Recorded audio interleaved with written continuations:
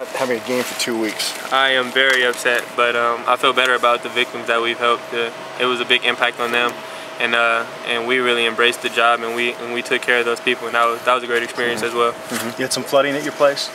Not inside my place, but around my place. I mean, we pretty much boxed in. We weren't allowed to leave, so it was pretty hard. But right before that, some of our teammates came and dropped their stuff at our house, and it's been a rough past week, man. Talk about some of the players that were affected by it. I know Didi was affected, Keenan Cansey, Jeff Hall. We have a lot of different people that, that actually weren't in apartments, that were in regular housing and got their basements completely flooded and, lost furniture and all that. Where do you live? What area of town? I live right here in Boulder, across Foothills Parkway. Okay. Where the flooding it pretty much was the worst over there. Really? Talking about trees in the street. It knocked down the posts over there. The lights were completely shut out. Really? Power outage. You had no power in your no power. How long were you without power? Oh, it kept going out throughout the day. Oh, really? Friday? So, or when? It started that Wednesday. Started that Wednesday? My power went out Wednesday. I went back out. So yeah, it's been up and down. But the apartment complex was the insides were all right? Not the lower levels. What floor do you live in? I live on the second floor. Okay, and you're okay? So where our cars were, like next to the street, that was completely flooded. Really? How's your car okay? Do you have yeah, where our parking is a little bit elevated, but it got up to a little bit past our tires. Like we couldn't move our cars. Jeez. You said you couldn't.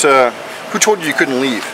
No, they asked us to leave, but by the way we would leave, it would be going deeper into the city. Like we couldn't. They shut down Highway 36. Right. So it's not like we could have escaped and went to Denver or something. They completely shut that down. And then if we leave my house where I live, the only other way you can go is back into Boulder, and you would have to go across where the floods were the worst.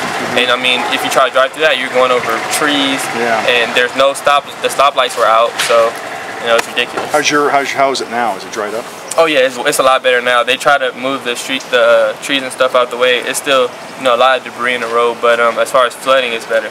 Did you ever suffer through you ever experienced an earthquake in LA? Yes. Was this worse? Yes, a lot worse. How? Just because in an earthquake it gets to shaking, it scares you, but it never destroyed the roads how it did here. At least not directly where I live.